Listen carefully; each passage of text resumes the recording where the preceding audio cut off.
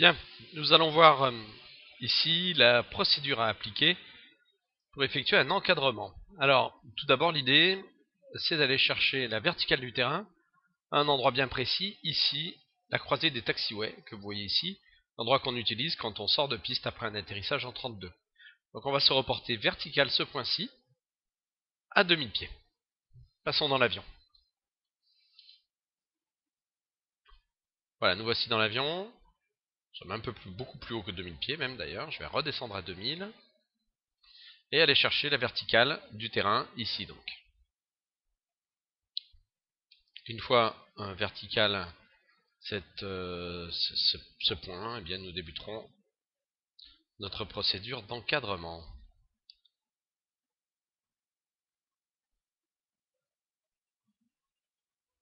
Voilà. Là, le virage s'effectue de façon, comme je vous le disais, à se retrouver perpendiculaire la piste. Donc l'encadrement, on va l'effectuer en 32, donc par un virage à gauche. Voilà. Donc, en termes de repères, vous voyez, ça donne à peu près.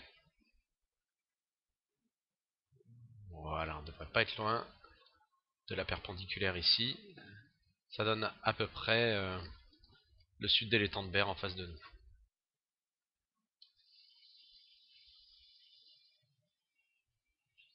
Voilà, vous voyez, on va arriver vertical. Les installations à 2000 pieds, vue de la tour de contrôle. 2000 pieds vertical.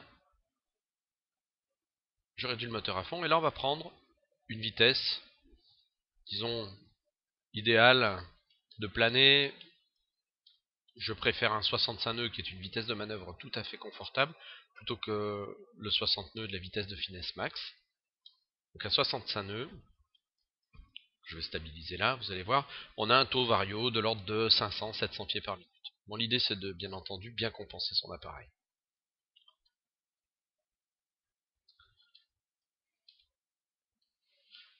On va se retrouver, pardon pour les sautes d'image, voilà, vous voyez, sous 45 degrés pour le point d'aboutissement qui est ici. Donc je vais virer à gauche et me mettre perpendiculaire, convergent, pardon, d'environ 30 degrés par rapport à la piste. Cette convergence elle est simple, hein, il suffit de virer un peu plus serré quand même que ça. Parce que je risque de me retrouver un peu bas sur le plan. Alors on est un tout petit peu loin.